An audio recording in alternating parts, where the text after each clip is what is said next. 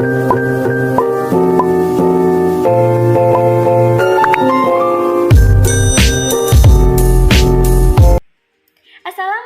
warahmatullahi wabarakatuh. Hai guys, welcome back to my YouTube channel.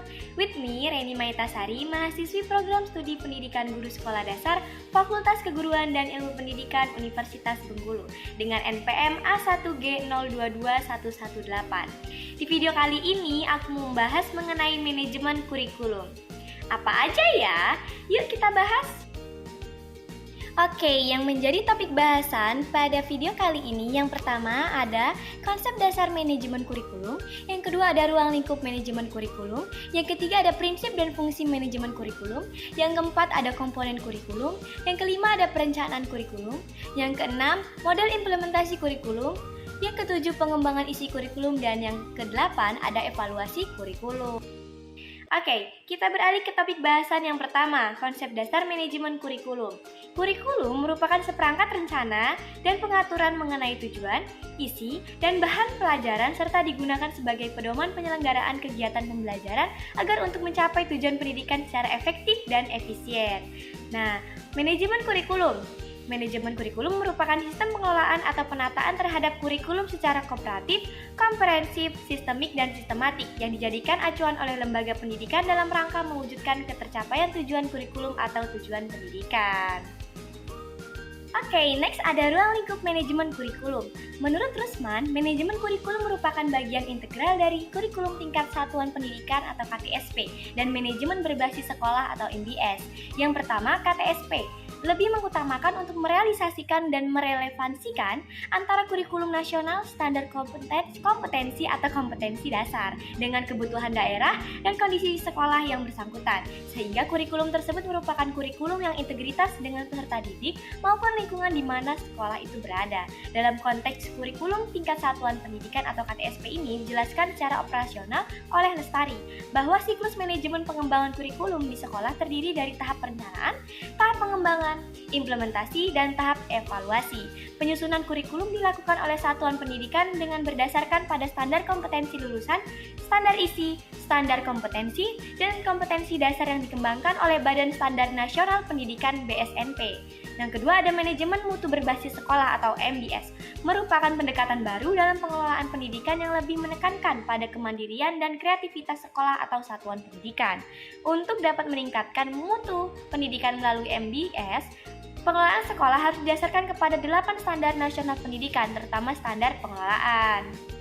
Oke, kita beralih ke prinsip dan manajemen kurikulum. Prinsip kurikulum menurut Sanjaya, yakni agar kurikulum dapat berfungsi sebagai pedoman, maka ada sejumlah prinsip dalam proses pengembangannya. Nah, seperti yang pertama ini ada prinsip relevansi, kemudian kedua ada prinsip fleksibilitas, yang ketiga prinsip kontinuitas, yang keempat efektivitas, dan yang terakhir efisiensi. Fungsi manajemen kurikulum menurut Rusman, fungsi manajemen kurikulum ialah meningkatkan efisiensi pemanfaatan sumber daya kurikulum, meningkatkan keadilan dan kesempatan pada siswa untuk mencapai hasil yang maksimal, meningkatkan relevansi dan efektivitas pembelajaran sesuai dengan kebutuhan peserta didik maupun lingkungan sekitar, meningkatkan efektivitas kerja guru maupun siswa, dan yang terakhir meningkatkan partisipasi masyarakat dalam pengembangan kurikulum. Oke, selanjutnya ada komponen kurikulum. Menurut Sanjaya, komponen-komponen yang membentuk sebuah kurikulum yakni yang pertama ada tujuan yang ingin dicapai oleh pendidikan berhubungan dengan arah atau hasil yang ingin dicapai atau diharapkan. Nah, kemudian yang kedua ini ada isi kurikulum, yakni menyangkut semua aspek baik yang berhubungan dengan pengetahuan maupun materi pelajaran yang biasanya tergambar pada isi setiap mata pelajaran yang diberikan maupun aktivitas dan kegiatan siswa. Yang ketiga ada metode atau strategi pembelajaran, yakni berkaitan dengan upaya yang harus dilakukan dalam rangka pencapaian tujuan. Strategi yang ditetapkan dapat berupa strategi yang menempatkan siswa sebagai pusat dari setiap kegiatan ataupun sebaliknya. Yang keempat ini ada evaluasi atau penilaian. Pembelajaran dalam konteks kurikulum evaluasi dapat berfungsi untuk mengetahui apakah tujuan yang telah ditetapkan telah tercapai atau belum, serta apakah kurikulum membutuhkan perbaikan atau tidak. Seperti itu, teman-teman. Oke, next kita beralih ke perencanaan kurikulum. Menurut Rusman, perencanaan kurikulum ialah perencanaan kesempatan-kesempatan belajar yang dimaksudkan untuk membina siswa ke arah perubahan tingkah laku yang diinginkan dan menilai sampai mana perubahan-perubahan yang telah terjadi pada diri siswa. Nah, perumusan tujuan kurikulum. Menurut Rusman, terdapat 3 sumber yang mendasari perumusan tujuan kurikulum, yaitu yang pertama ada sumber empiris, kemudian yang kedua ada sumber filosofis, yang ketiga ada sumber bahan pembelajaran. Nah, selanjutnya ada landasan perencanaan kurikulum. Nah, landasan di dalam perencanaan kurikulum adalah sebagai berikut. Yang pertama ada kekuatan sosial, yang kedua ada perlakuan pengetahuan, yang ketiga pertumbuhan dan perkembangan manusia. Oke, selanjutnya ada model implementasi kurikulum. Miller dan Seller menggolongkan model implementasi kurikulum menjadi 3 bagian. Yang pertama ada Concern Based Adaptation Model atau CBAM, merupakan sebuah model yang dilakukan dengan mengidentifikasi tingkat kepedulian guru terhadap sebuah inovasi kurikulum. Yang kedua ada model Lakewood. Model ini memfokuskan pada guru. Yang ketiga ada model Tori. Model ini untuk menggugah masyarakat mengadakan perubahan. Dengan model ini diharapkan adanya minat guru memanfaatkan perubahan. Selanjutnya ada pengembangan isi kurikulum. Yang pertama ini ada scope, yakni ruang lingkup seperti kedalaman dan keluasan.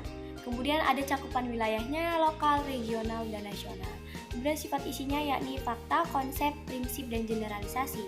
Kemudian terdapat organisasi bahan, kemudian ada integrate, dan tak ada batas mata pelajaran.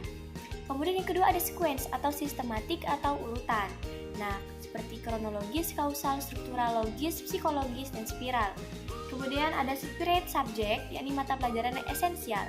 Kemudian ada correlate, yakni bidang studi, dan integrasi aspek tertentu seperti tematik, gender, lingkungan, life skill, konseptual, kehidupan, dan alam pekerjaan. Oke teman-teman, kita beralih ke pembahasan terakhir yakni evaluasi kurikulum.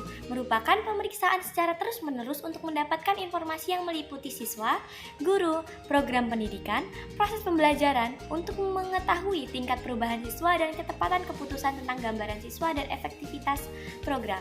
Yang dievaluasi yakni yang pertama ada proses analisis kebutuhan dan kelayakan, yang kedua ada proses perencanaan dan pengembangan, yang ketiga ada proses implementasi atau pelaksanaan, yang keempat ada proses evaluasi kurikulum, dan yang terakhir ada proses perbaikan kurikulum. Oke teman-teman, itu tadi pembahasan mengenai manajemen kurikulum. Aku harap kalian semua bisa mengerti apa itu manajemen kurikulum. Oke, thank you for watching and listening, and see you on the next video.